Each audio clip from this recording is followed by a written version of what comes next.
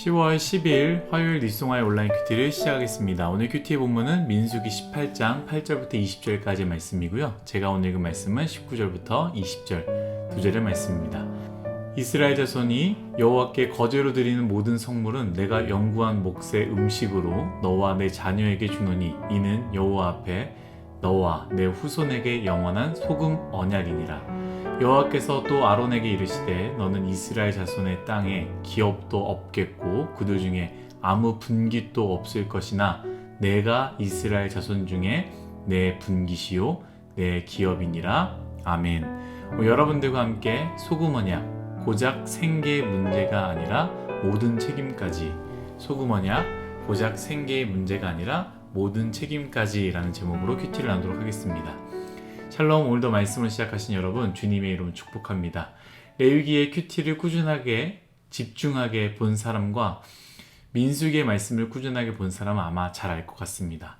제사장은요 다른 몫이 없습니다. 제사장의 몫이 없다라는 얘기죠. 다른 지파의 사람들은요 그들은 몫이 있습니다. 나중에 여호수아의 말씀을 보면 알겠지만 가나안 땅에 가서 전쟁을 치르지 않습니까? 그때 전쟁을 치르고 그 땅을 차지하면 그 지파의 몫이 되는 건데요. 레위인들은 그들의 몫이 없다라는 것이죠. 그러면 그들은 어떻게 살겠습니까? 다른 이들은 그 땅을 차지하면 그 땅에서 농사를 짓고 그곳에서 소출을 얻는 것을 할 수 있겠지만 레위인들은, 제사장들은 땅이 없고 분깃이 없는데 어떻게 살 수 있겠습니까? 그것은 바로 오늘 말씀입니다. 오늘 본문에 읽은 20절 말씀에 분명히 나와 있죠. 여호와께서 또 아론에게 이르시되 너는 이스라엘 자손의 땅에 기업도 없겠고 그들 중에 아무 분깃도 없을 것이나 내가 이스라엘 자손 중에 너의 분깃이요 너의 기업이니라. 아멘. 이처럼 제사장은요 하나님께 속한 사람들입니다. 그래서 8절 이렇게 말하고 있지 않습니까? 여호와께서 또 아론에게 이르시되 보라 내가 내 거제물 곧 이스라엘 자손이 거룩하게 한 모든 헌물을 내가 주관하게 하고 내가 기름 부음 받았으므로 발미암아 그것을 너와 내 아들들에게 영구한 몫의 음식으로 주노라. 아멘. 무슨 말입니까? 분깃과 땅을 가지고 있는 사람들이 하나님께 구별하여 드리는 것들을 제사장들이 하나님의 말씀에 의해서 소유하고 얻게 되는 것입니다. 그 당시에 제사장들은요 생존을 위해서 일하지 않았습니다. 물론 다른 사람들은 자신들이 가지고 있는 분깃과 그 땅을 통하여 생존을 위해서 일했지만 제사장들은 생존을 위해서 일하지 않았다라는 거예요. 오로지 하나님을 위해서 일평생 일을 하고 이스라엘 백성들이 하나님께 드린 제사의 예물을 통해서 살았다라는 것이죠. 하나님의 것을 취하는 것으로 착각할 수 있습니다만 말씀을 분명히 읽어보면요 하나님의 명령이고요 그 명령의 분명한 의미는 무엇이냐? 제사장은 백성들을 중보하지 않습니까? 그들의 죄를 위해서 대속의 제사와 화목 제사를 드리며 그들을 위해 사는 것, 이것이 바로 하나님의 뜻이다라는 것이죠. 제사장은 다른 것을 위해서 살지 않았습니다. 하나님을 위해서 사는 것이고 그 하나님을 위해 사는 것은 하나님이 바라보고 있는 이스라엘 백성들을 위해 사는 것, 그렇게 살면 되는 것입니다. 그것이 바로 제사장의 직분이다라는 것이죠. 그때 하나님은 무엇이라 말하느냐? 오늘 19절 20절의 말씀처럼 모든 성물은 내가 영구한 몫의 음식으로 너와 내 자녀에게 주겠다. 이것은 영원한 소금 언약이다. 너희 이스라엘 자손의 땅에 기업도 없고 그들 중에는 아무 분깃도 없지만 내가 하나님이 너희의 분깃이며 너희의 기업이다 라고 말씀하시는 것이죠. 너가 제사장으로 산다면, 너가 하나님을 위해 살고 하나님이 바라보고 있는 그 백성을 위해서 산다면 내가 너의 분깃이고 내가 너의 기업이 되겠다라는 말씀입니다. 저는 이 말씀 참 은혜가 됩니다. 물론 우리가 사는 시대에 제사장과 같이 살 수 없습니다. 심지어 목사 또한 제사장과는 조금 다르고요.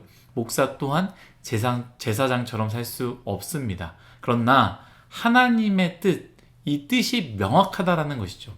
시대가 바뀌었고 우리가 산 세상의 방식들은 다 바뀌었지만 하나님은 무엇을 이야기합니까? 너가 만약 하나님을 위해 산다면 내가 너의 분깃이 되어주겠다라는 것 아니겠습니까?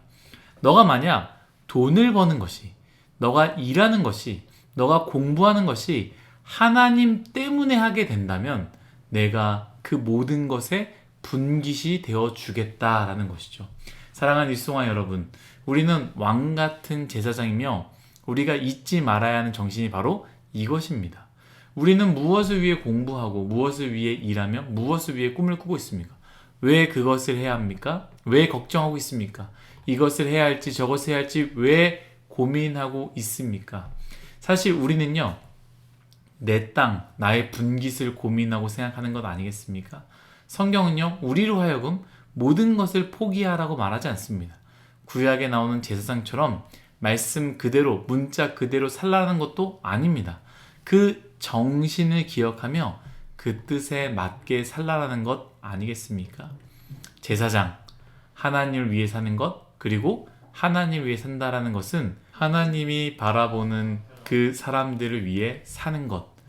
우리가 공부하는 것, 하나님을 위해 하는 것이고 그것은 남들을 위해 공부하는 것입니다.